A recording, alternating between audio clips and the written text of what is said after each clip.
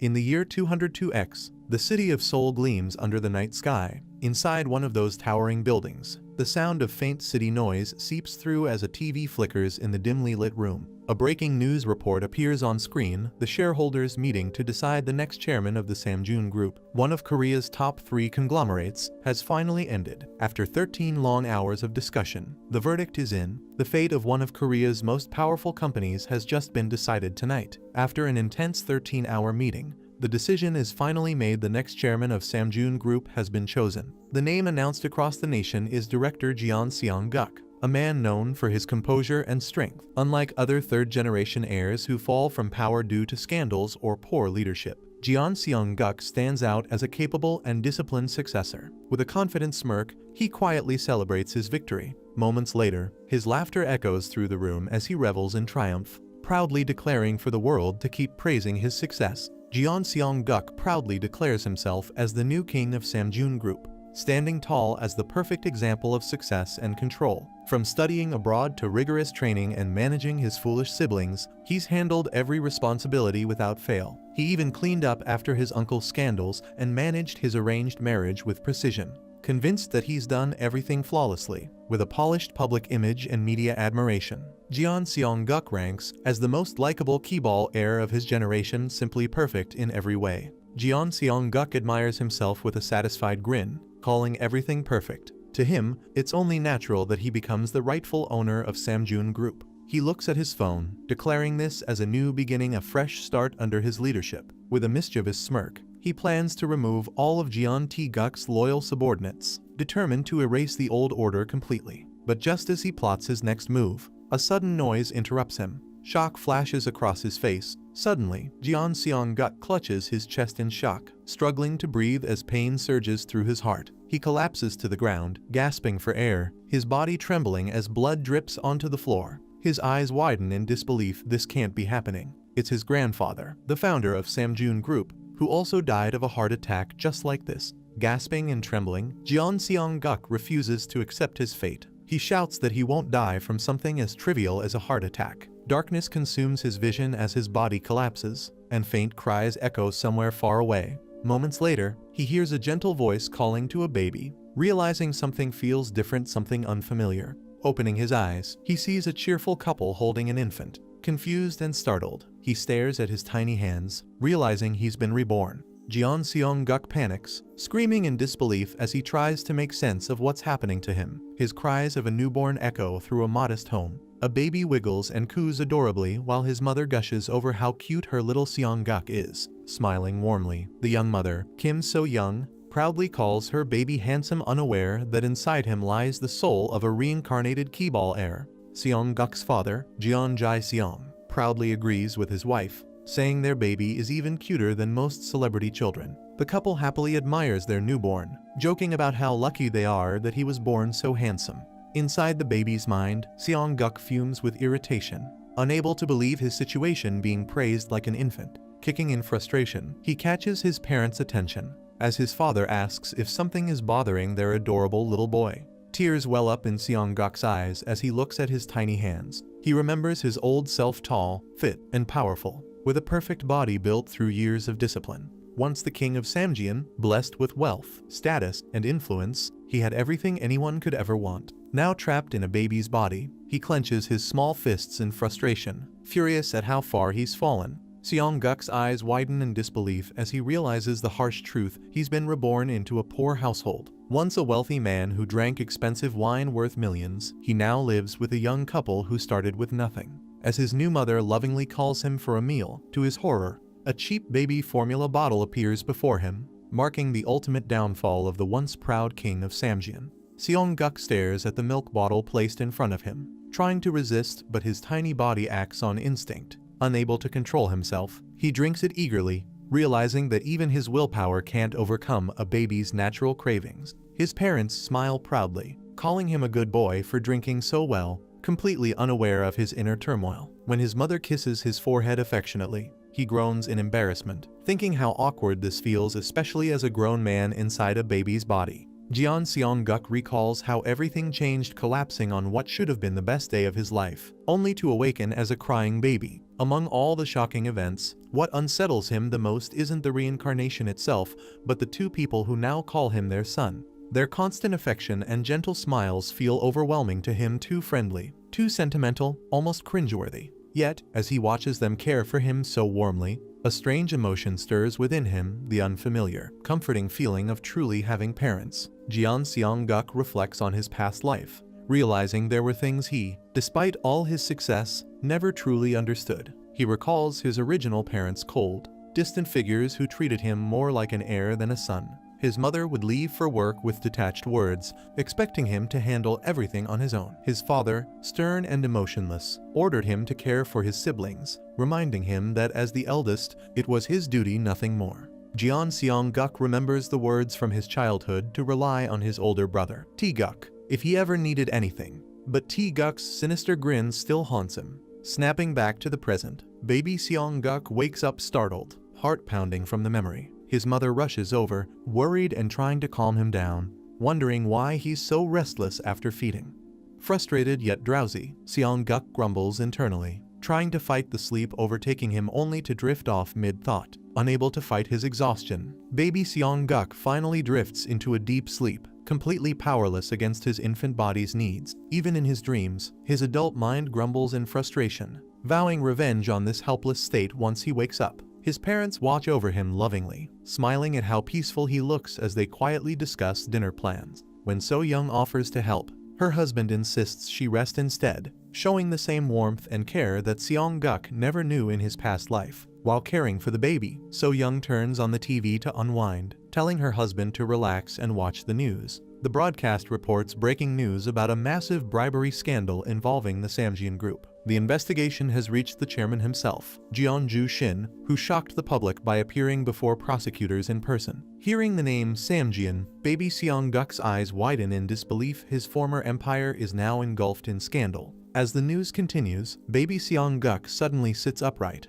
his eyes locked on the television screen. His mother gasps in surprise, unable to believe what she just saw. But Seong-guk isn't reacting to the movement, he's staring at the man on the screen, his mind racing in disbelief. The face on TV belongs to his grandfather, the very man who had died years ago, now alive and at the center of the Samjian scandal. The news reports on the Apple Box bribery case, catching the attention of Kim So-young and her family as they watch from their living room. Reporters swarm around Jeon Jae-seong, the chairman of Samjian Group, appearing in public after being accused of bribery. He stares at the TV in shock, his wide eyes fixed on the screen as if he recognizes the man. The broadcast reveals Seong-guk's father, the man tied to the scandal that will soon shake their entire family. Startled, Seong-guk leans closer to the TV while his mother, Kim So-young, watches in shock. Seong-guk's eyes widen as memories resurface. He recalls being 10 years old when his grandfather, Jeon Jae-seong, was exposed for bribing politicians with apple boxes filled with money, leading to a public trial. The media and rivals condemned Samjian Group, labeling it a corrupt company that thrived on bribery and deceit. Dark thoughts fill Seong-guk's mind. Power and corruption seem to dominate everything around him. He begins to understand how money controls people. He reflects on how naive it is to think that saving bit by bit can lead to wealth,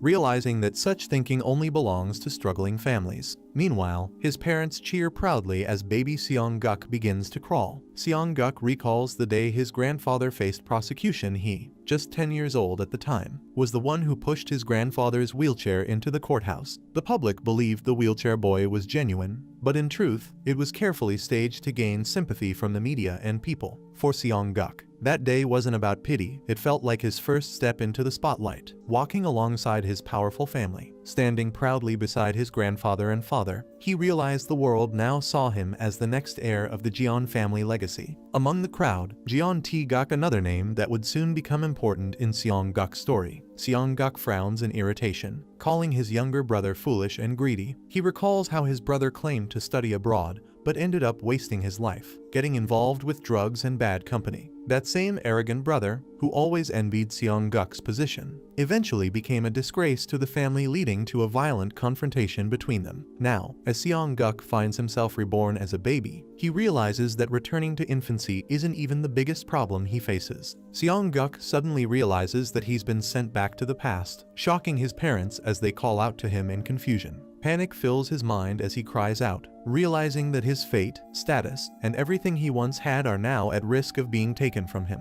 Night falls over the quiet neighborhood, and his mother calls out gently, searching for him. As she reaches out with a cup of apple juice, Seong-guk flinches and knocks it away, frustrated and by his sudden return to infancy. Frustrated, Seong-guk snaps at his mother, telling her not to disturb him as he stares intensely at the TV screen. Kim So-young looks at her son in worry, sensing that something about him feels different. Just then, her husband, Jeon Jae-seong, returns home cheerfully, calling out to his family. He smiles brightly. Holding a bag of leftovers from work, he's a chef at a local pork-hawk restaurant, proud to provide for his small family. Kim So-young gently takes her husband's hand, promising to cook the meal deliciously as a warm smile softens the moment. Jeon Jae-seong asks what's wrong, and she hesitates before mentioning their son's strange behavior. They glance over to see Seong-guk still glued to the TV, completely focused on watching the news and nothing else. She explains how he cries whenever they change the channel, and Jae-seong, trying to lighten the mood, confidently says he'll handle it himself. Jeon Jae-seong cheerfully greets his son, trying to get Seong-guk's attention by playing peekaboo and inviting him to play instead of watching TV. As he reaches out, Seong-guk slaps his father's hand away without hesitation, leaving him confused. Anger flares within Seong-guk, his expression darkens as he demands the TV be turned back on. Seeing his parents panic, Seong-guk glares with determination, thinking to himself that he doesn't have time for childish games when far bigger things are at stake. Determined, Seong-guk focuses intensely, realizing he needs to gather as much critical information as possible about his current situation. He scans the news, looking for anything related to Samjin Group, his grandfather, or updates on the bribery case. His thoughts race if he can find a clue on how to return to his original body. He might regain everything he's lost. Just as he's fully absorbed, his mother rushes over and turns off the TV, scolding him gently, saying that's enough for today. Kim So-young gently scolds Seong-guk, urging him to eat and rest since he hasn't eaten all day. She picks him up in her arms, trying to calm him down as he resists, clearly frustrated and restless. Crying, Seong-guk struggles to break free, shouting internally that he can't stop now, not when everything he worked for is slipping away. His thoughts flash back to his past life, where he fought fiercely to protect his position as Samjian's heir, only to have it stolen by Jeon Tae-guk, the man who betrayed him. Tears well up in Seong-guk's eyes as he clings to his mother, his mind screaming that he needs to reclaim his rightful position. Kim So-young gently rocks him, asking him to be a good boy and rest for now, unaware of the turmoil inside her son's heart. As exhaustion takes over, Seong-guk quietly mutters that he'll continue his plans tomorrow, slowly drifting into sleep. He reflects to himself maybe it's because he's a baby again, but his mind feels clouded and weaker as he helplessly lets out a soft giggle before falling asleep. As Seong-guk drinks his milk, he feels his adult thoughts slowly fading, replaced by simple emotions and instincts. When his mother gently pats his back, a strange warmth fills him, and before he knows it, his mind begins to drift. His eyes grow heavy, and despite trying to resist, he quietly falls asleep in her comforting arms. Jeon Jae-seong walks over softly, asking if Seong-guk had been restless all day, and his wife nods with a tired smile as he thanks her for enduring it. Kim So-young admits to her husband that she's been worried about Seong-guk's behavior lately. She confesses her fear that, as a mother who still doesn't know much, she might be raising him the wrong way. Jeon Jae-seong comforts her, assuring that even if they don't have much, their love for Seong-guk is sincere, and he'll grow up just fine. A few days later, Seong-guk sits drowsy and restless on the floor, clearly exhausted, his tiny body still adjusting to the strange new life he's been forced into. Seong-guk reflects bitterly on the past few days. He's done nothing but watch the news non-stop, desperate for clues, but found nothing useful. Outside, the world continues as if nothing ever happened. While he remains trapped in the fragile body of a child, he sighs heavily, feeling drained from his futile efforts and the monotony of his new life. When his mother teasingly asks if he's skipping the news today, Seong-guk just stares blankly, thinking he's already given up on finding answers, at least for now. Kim So-young lifts Seong-guk into her arms with a bright smile, asking if he wants to go for a walk with her. She cheerfully plans their outing. They'll stop by the market to buy side dishes and admire some flowers on the way back. Under the warm sunlight, she happily comments on how nice the weather is, while Seong-guk silently observes her calm joy. At the door, their kind landlady greets them, and So-young politely asks if she's heading out for work. The landlady mentions she has morning errands, noting that Kim So-young is heading out later than usual.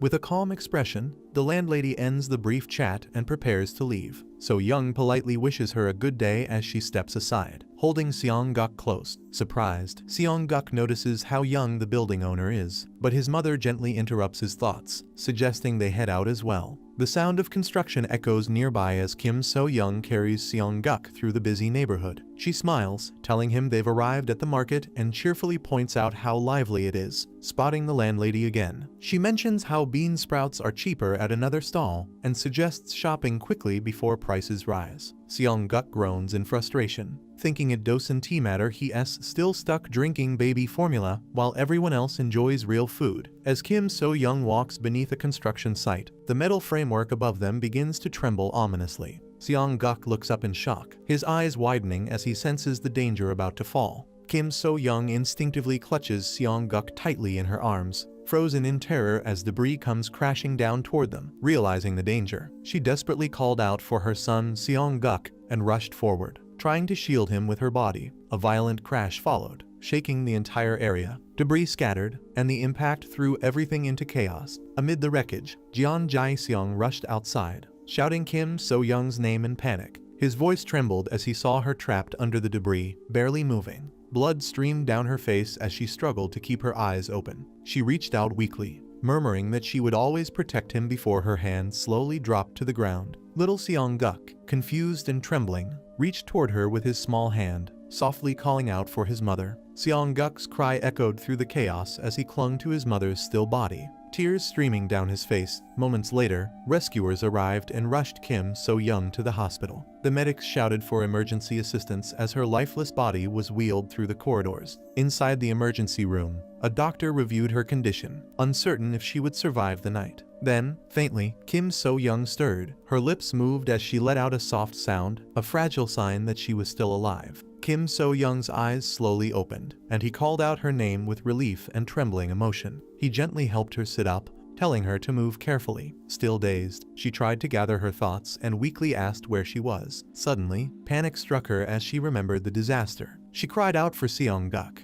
desperately asking where her baby was and insisting he had been with her. Jae-seong's barely able to utter the words Seong-guk's fate was not what she hoped. Before Kim So-young could panic further, Jeon Jae-seong reassured her Seong-guk was safe. Jae-seong explained that their son had survived thanks to her protection, though he'd been deeply shaken by seeing her injured. So-young gently reached for her child, comforting him with a soft smile and telling him that she wasn't in pain anymore. Holding Seong-guk close, she finally relaxed, her eyes filled with relief and warmth as she whispered how thankful she was that her son was safe. Seong-guk looked up at his mother with tearful eyes. The shock and fear he had held inside finally burst out as he began to cry uncontrollably. Kim So-young and Jeon Jae-seong quickly pulled him close, trying to calm him down as the boy sobbed that he had been terrified for her. Through his tears, Seong-guk shouted how scared he was and how much he feared losing her, his tiny hands gripping her tightly. The parents held their son close, tears of relief and warmth filling their eyes as the family embraced,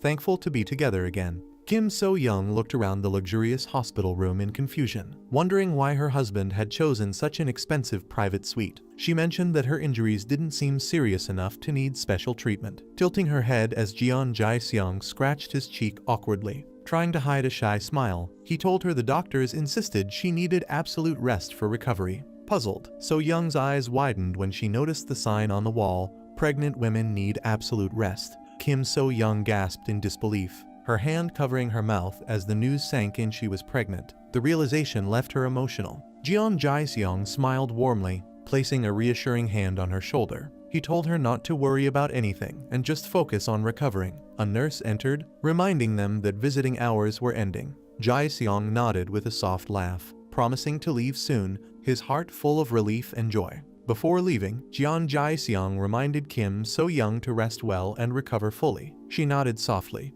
her eyes filled with warmth as she told him to take care. Outside the hospital, Jae-seong looked up at the night sky, promising to protect his family and care for Seong-guk while she recovered. He smiled down at his son, asking cheerfully if they should head home. The little boy blinked up at him, still sleepy but comforted in his father's arms. As they walked under the streetlights, Jae-seong hesitated, realizing he didn't have enough money for the bus fare. Yet, despite their hardship, his gentle smile remained hope guiding them home. As they stood outside, little Seong-guk frowned and asked if they should just walk home since it wasn't too far, his innocent question revealing their quiet struggle. The night reflected their hardship, a family so poor they couldn't even afford a few coins for the bus. Despite their poverty, Seong-guk had a father who worked tirelessly every day to provide for them, never showing his exhaustion, and a mother who had risked her own life to protect him, a reminder that even in hardship, their love was his greatest blessing. Little Seong-guk blinked sleepily, his lips parting as he softly murmured his very first word, "Daddy." Jae-seong froze, eyes widening in shock and joy. He bent down, asking if his son had really just called him that. Seong-guk repeated it again, louder this time, bringing tears to his father's eyes. In that moment, Jae-seong realized this was his family, his reason to keep going.